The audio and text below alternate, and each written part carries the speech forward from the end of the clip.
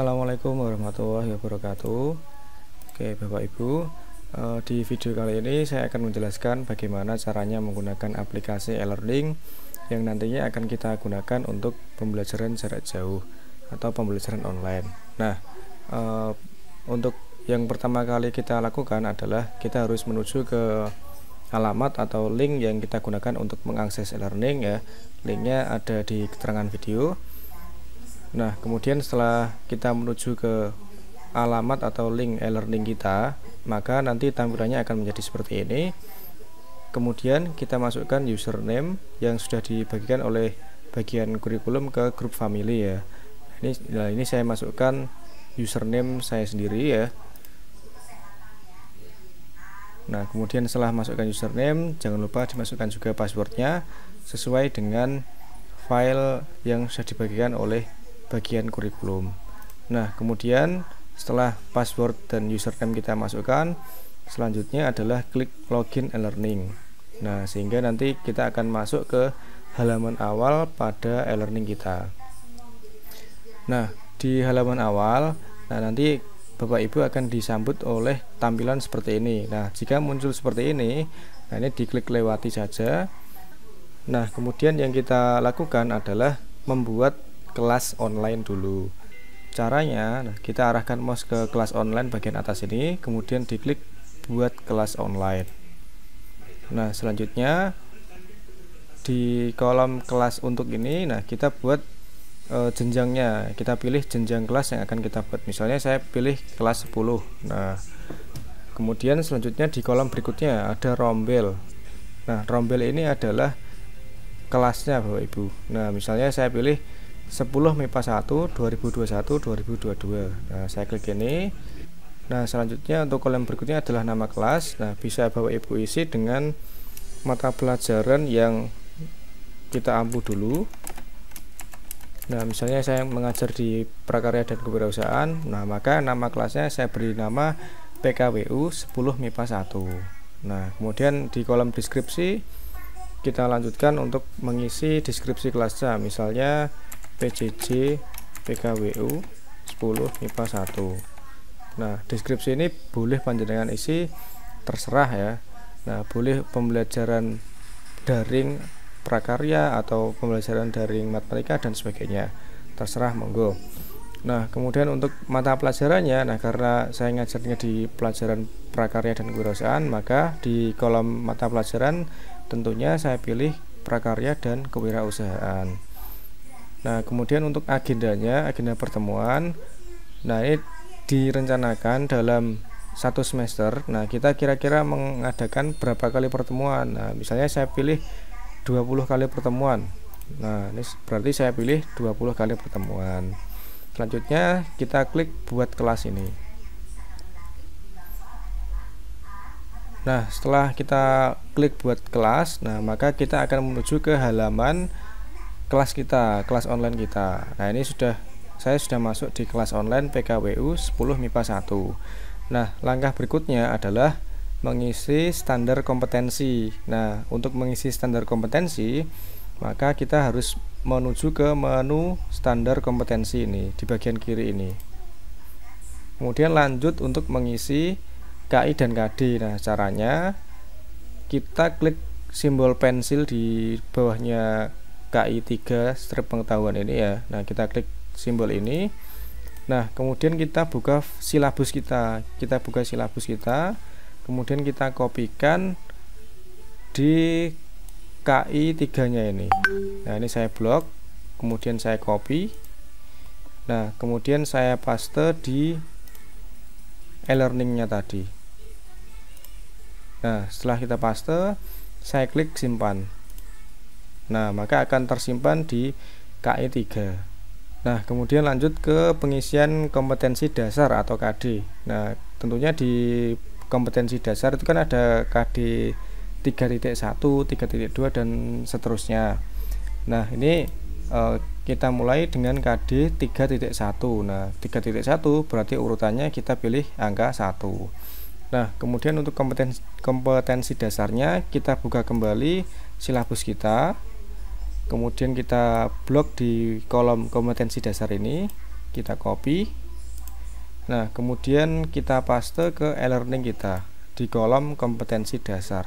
Nah, setelah selesai dipaste atau tempel, nah maka kita harus klik simpan agar kompetensi dasar kita tersimpan. Nah, untuk melanjutkan untuk pengisian kompetensi dan dasar 2, maka urutannya kita ubah ke angka 2. Nah, kemudian kita lakukan langkah yang sama dengan mengkopikan KD2 kita. Nah, KD3.2 ini. Saya blok, saya copy ya, klik kanan, copy. Kemudian saya paste di kolom kompetensi dasar yang kedua ini. Nah, setelah selesai dipaste, jangan lupa kita klik simpan. Begitu terus nanti sampai KI dan KD kita selesai semua. Dalam satu semester misalnya ada 6 KD, nah berarti nanti 6 KD tadi dimasukkan ke kolom ini semua. Nah, sekarang lanjut ke keterampilan. Nah, caranya sama. Nah, untuk pengisian KI keterampilan atau KI keempat, caranya sama dengan klik simbol pensil ini. Kemudian kita buka silabus kita. Nah, kita blok di bagian KI 4 ini. Klik kanan, copy, kemudian kita kembali ke e-learning, kemudian arahkan ke kolom keterampilan ya, kemudian kita klik tempel atau paste. Nah, setelah klik tempel atau paste, kita klik simpan. Nah sama juga untuk pengisian KD ya, KD untuk kompetensi inti yang keempat, kompetensi inti keterampilan. Nah, jadi urutannya saya pilih satu dulu, kemudian menuju ke silabus. Nah, saya blok KD 4.1, kemudian saya copy, saya masuk ke e-learning, paste di kolom kompetensi dasar. Nah, jangan lupa diklik simpan. Nah, lanjut lagi KD yang kedua. Nah, buka silabus. Nah, di blok KD 4.2, klik kanan, copy, kemudian kembali ke e-learning, dipaste di kolom kompetensi dasar. Nah, kemudian klik tempel, jangan lupa diklik simpan.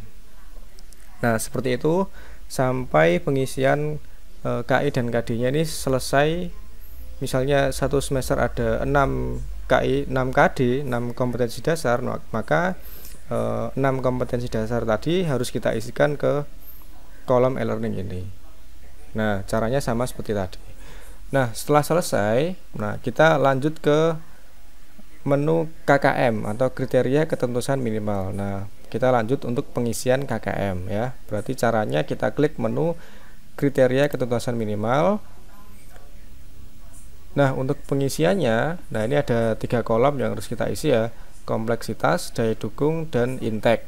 Nah, pengisian ini, nah tentunya kita harus punya file KKM yang sudah kita buat ya. Nah, misalnya ini ada di KD 3.1. Nah, ini ada kompleksitas yang saya miliki ada di rendah, daya dukungnya sedang, intake-nya rendah. Nah, maka kita sesuaikan saja di e-learning-nya. Nah, rendah, sedang, dan rendah. Nah, nanti secara otomatis interval dan predikatnya akan berubah secara otomatis. Nah, kemudian nanti lanjut ke KD yang kedua, sama juga rendah, sedang, dan rendah. Nah, tentu saja pengisian ini disesuaikan dengan KKM mata pelajaran Bapak Ibu yang jenengan ampu. Gitu. Nah, setelah selesai, nah karena tadi di awal saya hanya mengisi 2 KD, berarti yang muncul di kolom KKM itu juga hanya 2 KD. Nanti kalau jenengan ngisinya 6 KD, berarti nanti di kolom KKM akan muncul 6 KD. Seperti itu. Nah, sekarang lanjut ke RPP atau rencana pembelajaran. Nah, klik rencana pembelajaran, kemudian lanjut untuk membuat rencana pembelajaran dengan mengklik tombol buat rencana pembelajaran. Nah, saya klik ini. Nah, kemudian ada beberapa kolom yang harus panjenengan isi. Nah, silahkan diisi disesuaikan dengan kolomnya ya. Nah, misalnya ada tanggal, misalnya untuk pertemuan pertama tanggal 19 Juli misalnya ya. Nah, ini saya ngajar di jam pertama sampai jam kedua misalnya. Nah, untuk pertemuan pertama dengan topik karakteristik kewirausahaan. KI-nya adalah KI 3, KD-nya yang KD 3.1. Nah, tujuan pembelajarannya kita buka RPP yang sudah kita buat ya. Nah, tujuan pembelajarannya ini kita blok ya, kita blok seperti ini dulu, kemudian kita copy, klik kanan copy ya. Kemudian kembali ke e-learning, kita paste di kolom tujuan pembelajaran. Kemudian untuk kolom metode ya. Nah, karena kita masih PJJ, berarti metodenya tentu saja disesuaikan ya. Misalnya saya isi daring dengan menggunakan aplikasi Google Meet. Kemudian sumber belajarnya saya isi buku paket digital misalnya. Nah, kemudian untuk kegiatan pembelajarannya saya kembali untuk membuka RPP yang sudah saya buat. Kemudian tinggal saya blok kegiatan pembelajaran saya copy ya, klik kanan copy, kemudian dipaste di kolom kegiatan pembelajaran. Nah, kemudian ada satu lagi kolom terakhir yaitu penilaian. Nah, penilaian ini opsional Bapak Ibu, boleh panjenengan isi, boleh tidak ya. Setiap KD kan tidak harus ada penilaian, bisa saja ada penugasan. Nah, misalnya saya isi penugasan. Nah, setelah selesai, nah yang terakhir adalah kita klik simpan di paling bawah ini. Nah, kita klik tombol simpan. Nah, nanti RPP kita sudah terisi di menu rencana pembelajaran ini. Kemudian nanti lanjut untuk RPP untuk pertemuan kedua, caranya sama ya, dengan mengklik buat rencana pembelajaran, kemudian mengisi beberapa kolom tadi. Nah, setelah itu, setelah selesai mengisi RPP, kita lanjut ke menu bahan ajar. Nah, pengisian bahan ajar bisa kita klik di menu bahan ajar sebelah kiri. Kemudian kita klik bagikan bahan ajar. Nah, kemudian klik upload dari komputer. Lanjut untuk pengisian kolom-kolomnya ini. Nah, saya sarankan ya Bapak Ibu, misalnya Bapak Ibu punya bahan ajar berupa video. Nah, jangan langsung kita upload ke e-learning kita ya, tapi kita upload dulu ke, misalnya kita upload dulu ke YouTube atau kita upload ke Google Drive. Nah, kemudian nanti yang kita isikan ke menu bahan ajar adalah link yang menuju ke bahan ajar Bapak Ibu tadi yang jaringan upload ke YouTube atau ke Google Drive. Nah, misalnya saya punya satu bahan ajar berupa video ya. Nah, berarti video tadi tidak langsung saya upload ke e-learning, tapi saya upload ke YouTube dulu, baru nanti link YouTube-nya yang saya tulis di menu bahan ajar ini. Nah, berarti di jenis atau format bahan ajarnya saya pilih link artikel. Nah, terus kita tulis linknya di kolom ini ya. Kolom ini saya cari linknya dulu.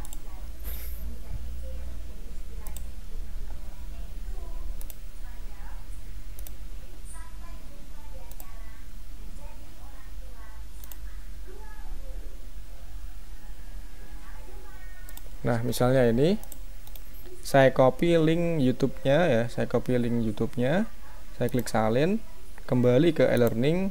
Nah, kemudian saya paste di kolom URL website. Nah, saya klik tempel atau paste. Nah, kemudian nama bahan ajarnya saya isi di sini, saya tulis di sini, misalnya karakteristik kewirausahaan. Gini. Nah, kemudian keterangan bahan ajarnya saya samakan dengan judulnya. Kemudian, nah kalau sudah selesai, saya klik simpan bahan ajar. Nah, kemudian kalau berhasil tersimpan, maka akan muncul notifikasi seperti tadi. Nah, setelah kita selesai mengisi bahan ajar, nah maka langkah selanjutnya adalah menggabungkan siswa di kelas 10 MIPA 1 tadi. Nah, caranya kita kembali ke timeline kelas ya. Kita kembali ke timeline kelas, kemudian klik undang siswa. Nah, kemudian ini di bagian menampilkan 10 data ini. Nah, kita pindah ke angka 50 ya, biar siswa kelas 10 MIPA 1 ini tampil semua di sini, di tabel ini. Nah, setelah itu kita klik gabungkan semua siswa.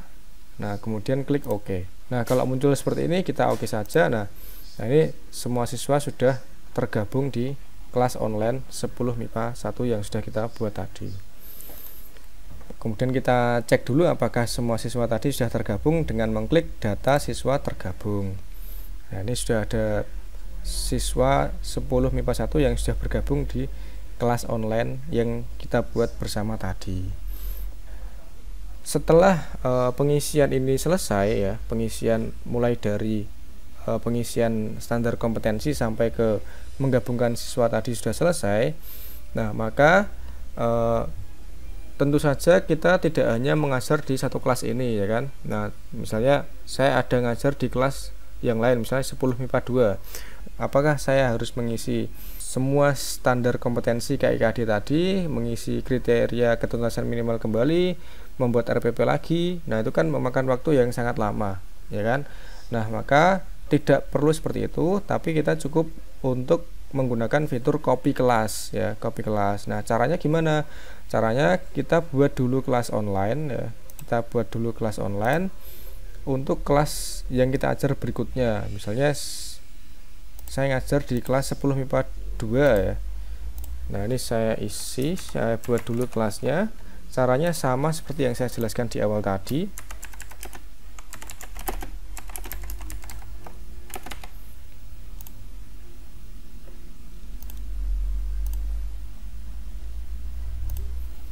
Nah, klik buat kelas. Nah, kemudian setelah kelasnya ini jadi ya, kelas 10 MIPA 2 ini sudah jadi, saya kembali ke kelas yang mau saya copy tadi. Nah, yang mau saya copy yang sudah terisi KIKD, KKM dan RPP kan kelas 10 MIPA 1. Nah, berarti saya harus menuju ke kelas 10 MIPA 1 dulu. Kemudian saya klik copy kelas di sebelah kanan ini ya. Saya klik copy kelas. Kemudian di nomor 1 sampai 7 ini kita klik centang semua.